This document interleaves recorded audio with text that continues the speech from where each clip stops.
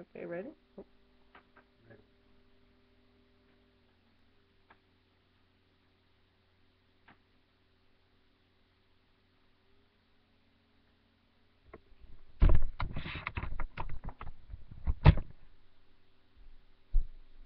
Okay, today I'm going to talk to you about criticism. Most of us in the past and in the future, perhaps, will receive criticism of some sort. How we handle that criticism bears a ton of weight on how the critic may approach us if ever needed. There are many reactions that we can have when receiving criticism, but I will be dealing with how not to react in a defensive manner. By handling criticism in a more calm and understanding manner, we will be open to better understand the point that the critic is trying to get across, as well as help them to feel at ease when relaying the information to us. I myself have been criticized and felt that it was given unjustly to me. I have also been told that I need to learn to control my defensiveness when being critiqued.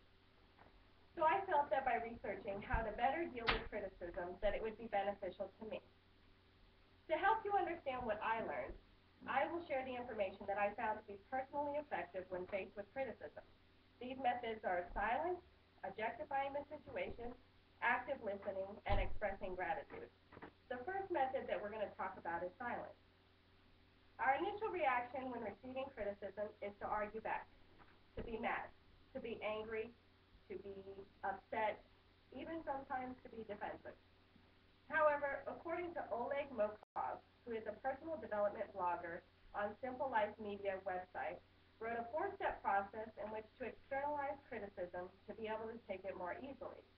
Two of those steps which I found to be most helpful and important was first, we need to keep silent. Secondly, imagine that the criticism is being directed at someone else. This is called objectifying the criticism. By doing that, you're allowing your emotions to get under control, to get them in check. First, we have to listen to what that other person is saying to us. We don't want to try to defend ourselves. We want to keep our emotions, as stated before, under control. If we don't, it's only going to escalate the situation. We can, in turn, get into an argument if we get defensive. In time, we will be allowed to respond. Imagine that the criticism is being directed at someone else, as stated earlier. You want to picture them having your same name and the same actions that you've taken. This will help you to control the immediate emotions that you're feeling. A good example of this is if a wife cooks a huge meal and the husband is not so fond of the food arriving late at the table. The husband tries to talk to the wife about making less elaborate meals so as to be done in a more timely manner. The wife objectifies that the husband is talking to Rachel Gray, that she is an extremely good cook, and perhaps that will help her to feel better. Have you ever taken a step back, though, in that moment of silence, to think of the person that's providing the criticism to you, and think about their motives as well? Repeating what they have stated to you to help you to make sure that you understand them correctly, such as asking the husband, how can I better put this food in a more timely manner for you? Or perhaps what time would be good for you that you would appreciate better? As I continued my research, I found a very helpful article in the 1991 Awake magazine, written by the Watchtower Bible and Tract Society. Two things that I found to be very helpful in that article included focusing on the content and not perhaps the manner in which the criticism is being delivered, as well as actively listening and then restating what your critic has stated. The article brought out that perhaps the person providing the criticism is not aware of how they are relaying the information to you. They may not understand that their voice is coming across perhaps sounding in a very angry manner. Their voice may be sounding in a mad tone. It could be coming across just in disappointment. That could be a major factor. The person may also unintentionally base things on having occurred in their own life and not be aware that they've allowed their day to affect their demeanor as to how they're presenting the information to you. It would be good to think of those motives. Think of what that person may have gone through that day, as well as what they may be experiencing at that moment. You also need to think, are they close to you? Are they a friend, perhaps a family member? that they've known you for some time now? Have they always looked out for your best interests? Have they always helped you in a way to better yourself? The word content is described as meaning. The next step would be to quote back so as to make sure that you understood the criticism being given to you. If you have any questions, now would be a good time to ask them during that conversation. But make sure that whatever you do, you give the listener a good amount of respect. It quite possibly took a great deal of courage for them to tell you in the first place, or to provide this criticism to you. An example, going back to the original one about the husband, is the husband could be concerned about how much time his wife spends in the kitchen. Perhaps the time being taken away from family, perhaps even her getting more rest.